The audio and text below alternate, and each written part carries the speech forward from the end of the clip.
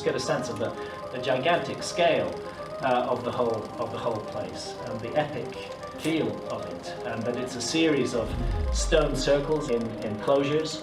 And what's special about it is that it was deliberately buried about 8,000 BC. There was a Spanish traveler who crossed the entire width of South America. Some years after the conquest of Peru had begun, he reported seeing huge cities. Within 100 years, other Spaniards were in there exploring. They couldn't find the cities. So they said, he must have made it all up. And that's what academia continued to say. And they're only being found now. Perched on the rugged hills overlooking the ancient city of Cusco, the capital of the Inca Empire, stands the majestic fortress of Sacsayhuaman. This colossal structure, crafted with mind-boggling precision and architectural genius, has withstood the ravages of time, silently guarding the secrets of a civilization long past. This is one of those cases where the science is even more sensational than the headlines. Imagine stones so large and perfectly fitted that not even a piece of paper can slide between them, and you begin to grasp the mystery and allure of Saqsaywaman. This fortress, more than just a military bastion, is a testament to the Incas' advanced understanding of engineering, astronomy, and their profound connection to the natural world, challenging us to rethink our perceptions of the ancient world. Its story begins long before it caught the eye of Western historians and archaeologists, having been a significant part of local life and culture well before the Spanish conquest of the Inca Empire in the early 16th century. The horrendous catastrophe of the Spanish conquest. The Spanish sent ahead of them terrible diseases like smallpox. The Spanish first encountered Sacsayhuaman during their conquest of Cusco in 1533. Led by Francisco Pizarro and his brothers, the conquistadors were immediately struck by the grandeur and precision of the fortress, which was then a central feature of the Inca capital.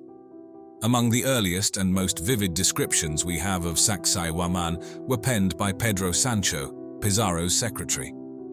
Writing shortly after the fall of Cusco, Sancho's detailed accounts, alongside those of his contemporaries, provided a first glimpse into the size of the stones and the sophistication of the construction, laying a foundation for future archaeological investigations. That's me, for scale, standing beside that block. As the 19th century rolled around, the ruins of Sacsayhuaman piqued the interest of international travelers and scholars, spurred on by the growing field of archaeology. Notable among these was Ephraim George Squire, who visited Peru in the 1860s. His detailed sketches and descriptions further fueled worldwide interest and brought more attention to the site's historical and architectural significance. By the early 20th century, the first systematic studies were underway, mapping the site's structures and attempting to understand its historical context. However, these early efforts were often limited by the techniques of the time and a colonial mindset that occasionally misinterpreted the site's purpose and construction. Archaeology gives this work entirely to the Incas, even though the Incas themselves recognized and honored the work of predecessors. Advancements in archaeological methods in the late 20th and early 21st centuries, including digital mapping, detailed stratigraphic analysis, and remote sensing, have significantly enhanced our understanding of Sacsayhuaman. These modern techniques have shed light on the construction sequence, the true extent of the site, and its various phases of use, ensuring that each stone and artifact found continues to contribute to the story of a civilization known for its remarkable architectural feats and deep integration with its environment and the cosmos. The construction of Sacsayhuaman stands as a pinnacle of Incan engineering and craftsmanship, incorporating advanced techniques that continue to puzzle historians and engineers even today. The massive boulders used in its construction were quarried from limestone deposits around Cusco, and transporting these behemoths, some weighing as much as 200 tons and spanning several kilometers, remains one of the great enigmas of Incan ability. It is believed that thousands of laborers, without the aid of the wheel or large animals, maneuvered these stones using nothing but logs, ropes, and collective human strength. The cutting precision of these stones is nothing short of extraordinary. The Incas mastered a technique known as ashlar masonry, which allowed them to fit stones so tightly together that no mortar was needed. The fit is so snug that not even a blade of grass can slip through the joints, which also provided significant earthquake resistance. The stones could shift slightly and resettle without causing the structure to collapse, an essential feature in the earthquake-prone Andes. Moreover, the architectural layout of the walls, composed of gigantic stones in a zigzag pattern, forms three parallel lines that merge into a formidable barrier. This design served not only as a strategic military defense, but also held symbolic meanings, perhaps representing the teeth of a puma, with Cusco itself theorized to be laid out in the shape of this sacred animal when viewed from above. Expanding beyond its visible structure, the layout of Sacsayhuaman is deeply complex and extends into both ceremonial and strategic realms. The zigzag walls, stretching over 600 meters, seem to echo the jagged peaks of the Andes themselves, blending the natural landscape into its sacred architecture. This design not only provided a stunning aesthetic connection to its surroundings, but also reflected the Incas' profound reverence for nature and the deities believed to reside within these natural elements. Researchers have also suggested that Sacsayhuaman's design incorporates an acoustic feature. Tests have shown that sounds made at certain points within the complex can be clearly heard across vast distances without any echo, indicating a sophisticated understanding of sound dynamics. This acoustical engineering would have been particularly advantageous during large gatherings and ceremonies, allowing leaders' voices to be projected to extensive crowds. Additionally, the site's astronomical significance is highlighted by the orientations of its walls and specific architectural features, which align with celestial events such as solstices and equinoxes. Continuing with the architectural and engineering marvels of Sacsayhuaman, the Incas demonstrated remarkable ingenuity in water management by incorporating an advanced drainage system within the construction. This system was critical in handling the heavy rainfalls typical of the region, effectively preventing erosion and water damage to the structure. Alongside this, the tiered terraces not only provided a robust defense mechanism, but were also ingeniously used to manage soil erosion and fertility, likely supporting gardens or smaller structures within the complex. When comparing Sacsayhuaman to another iconic Inca site, Machu Picchu, some intriguing differences and similarities emerge, particularly in terms of purpose, function, and construction techniques. Sacsayhuaman, often misconceived solely as a fortress due to its massive walls and strategic location, primarily served as a ceremonial site and a symbol of imperial power and divine authority. In contrast, Machu Picchu, built around the mid-15th century, functioned as a royal estate for Emperor Pachacuti and was heavily focused on religious ceremonies and astronomical observations. The construction styles of these two sites also reflect their differing roles and philosophies. Sacsayhuaman is characterized by the use of enormous stones, meticulously fitted together without the use of mortar. This construction technique, showcasing large-scale monumental architecture, was likely intended to display power and durability. On the other hand, Machu Picchu, while also renowned for its precision stonework, utilizes smaller, more regularly shaped stones that integrate seamlessly with the natural landscape, reflecting an overarching philosophy of harmony and balance with nature. Moreover, the locations and overall designs of Sacsayhuaman and Machu Picchu further highlight their distinct purposes. Sacsayhuaman's position on a high plateau overlooking Cusco gives it a robust, militaristic, and expansive design, symbolizing its role as a guardian over the capital. In stark contrast, Machu Picchu is nestled between mountain peaks, often enshrouded in mist, creating a more secluded and mystical ambience that is designed to blend into its mountainous surroundings, emphasizing its spiritual and retreat-like nature. These strategic choices in location and design not only served practical purposes, but also conveyed the spiritual and cultural values of the Inca civilization. Continuing the exploration of Incan architectural ingenuity, Sacsayhuaman not only stands out as an architectural and ceremonial masterpiece, but also as a strategic military fortress, exemplifying the Incas' deep understanding of military tactics and effective landscape utilization. Its defensive characteristics are meticulously designed, blending the natural and constructed environments seamlessly. Strategically perched on a hill overlooking Cusco, Sacsayhuaman's elevated position offered the Incas a crucial vantage point from which they could observe any approaching threats. This advantageous positioning provided ample time to prepare defenses or mount counterattacks, making it an integral part of the region's security. Access to Sacsayhuaman was deliberately limited, with a few heavily guarded entrances. These were intentionally designed to be narrow, forcing attacking forces to enter in reduced numbers and become vulnerable to attacks from defenders positioned along the walls above and to the sides.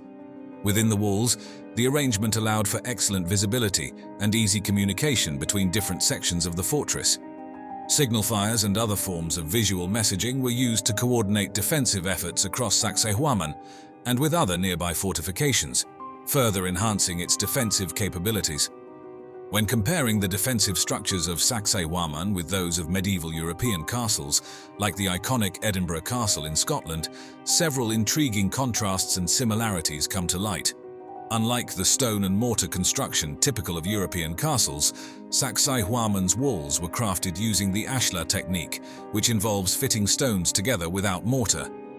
This technique not only provided significant earthquake resistance, but also ensured there were no weak points like mortar that could be easily undermined or eroded. Both Sacsayhuaman and many medieval castles share the strategic positioning on elevated ground, a common defensive feature that underscores the universal tactical advantage of controlling high ground. This strategic similarity highlights the shared understanding of defensive architecture across different cultures and epochs, each adapting to their unique environments and technological capabilities. Show me one other site which is 12,000 years old, which is built out of megaliths. Show me a site. There was no culture in the world 12,000 years ago that was capable of that level of organization. If there was, we would find other sites. Welcome to the mysteries of Sigiriya, the ancient sky fortress perched high above the jungles of Sri Lanka. Imagine a towering rock rising 660 feet into the sky, topped with a palace that seems to touch the clouds. But the questions that boggle the mind are, why and how did ancient humans build such an awe-inspiring structure, complete with a vast body of water high above the ground? In today's video, we'll climb the steps of Sigiriya, uncover its hidden secrets, and explore the incredible engineering feats of the past.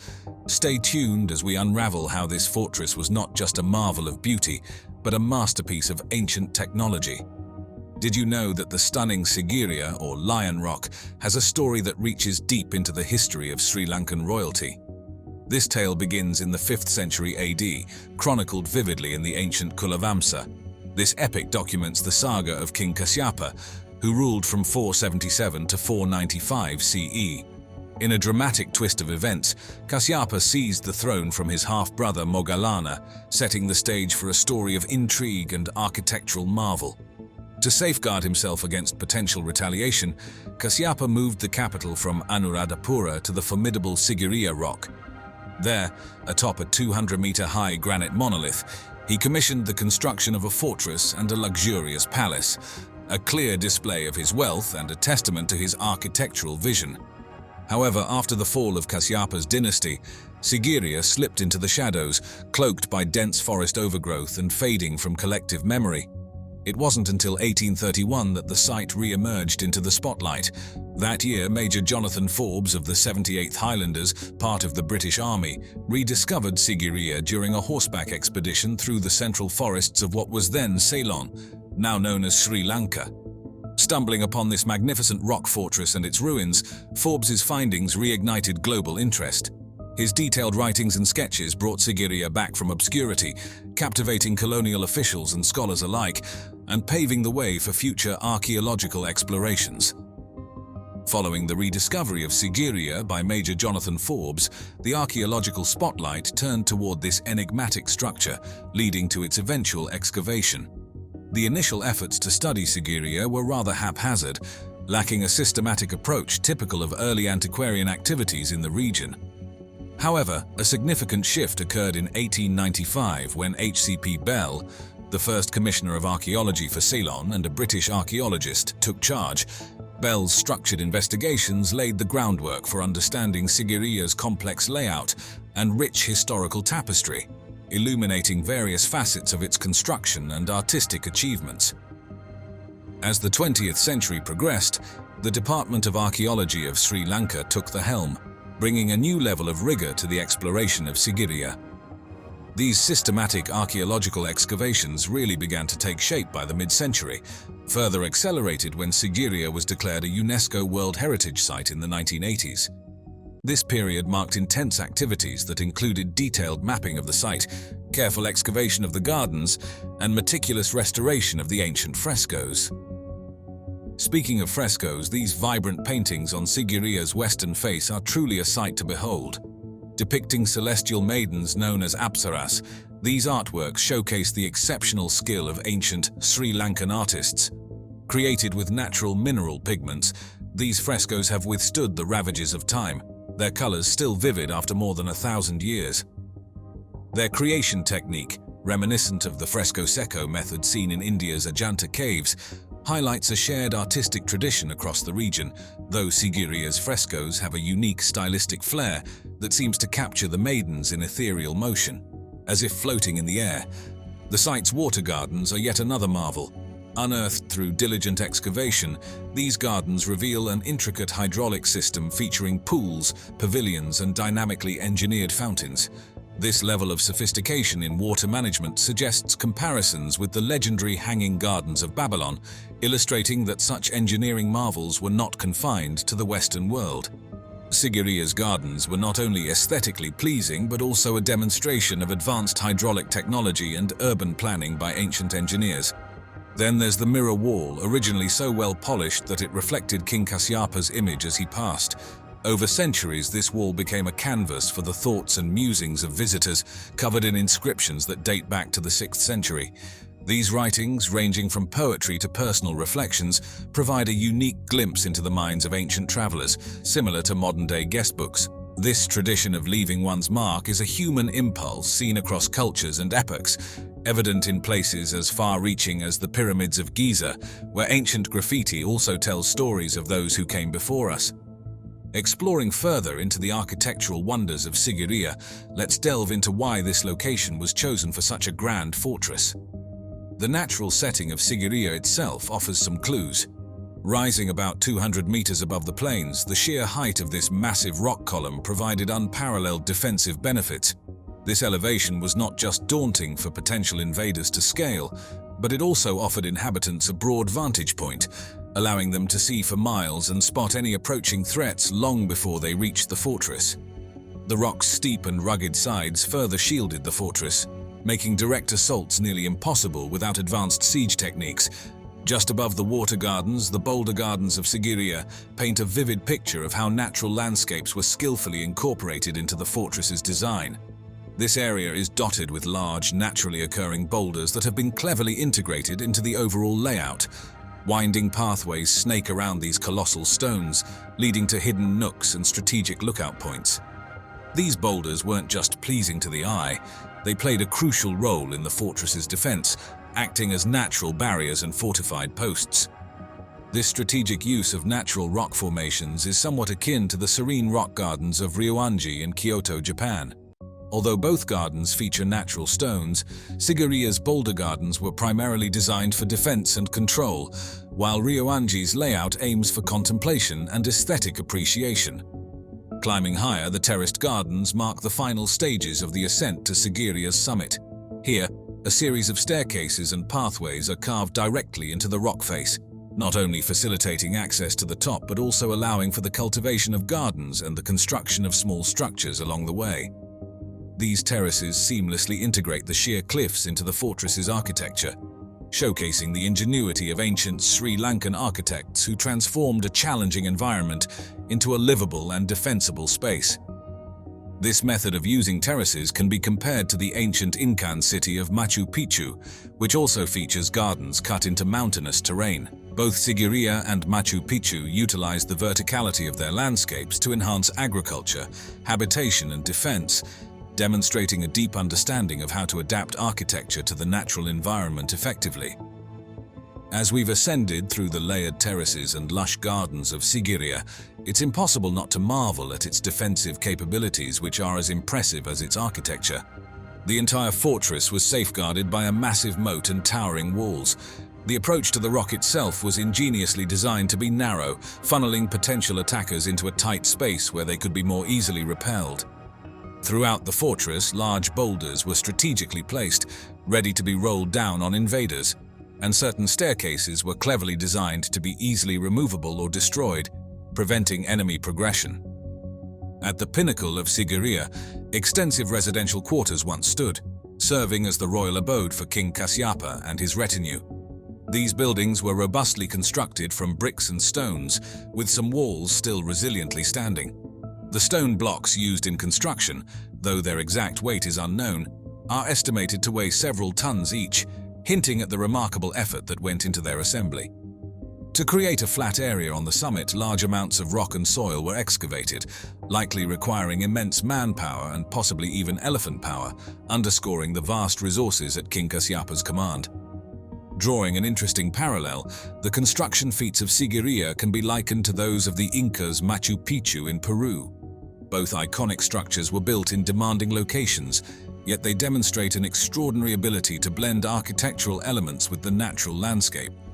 Machu Picchu, nestled between mountain peaks and featuring agricultural terraces and planned residential areas, echoes Sigiriya's integration of form and function within its environment. The scale of material moved and the meticulousness of Sigiriya's construction spotlight its stature as a marvel of ancient urban planning and engineering. More than just a military stronghold, Sigiriya symbolized royal authority and divine kingship, with its strategic defenses, luxurious residential quarters, and enchanting pleasure gardens all set against the backdrop of ingenious human innovation. This combination not only fortified the fortress physically, but also enshrined it as an indelible symbol of cultural and historical significance in ancient Sri Lanka.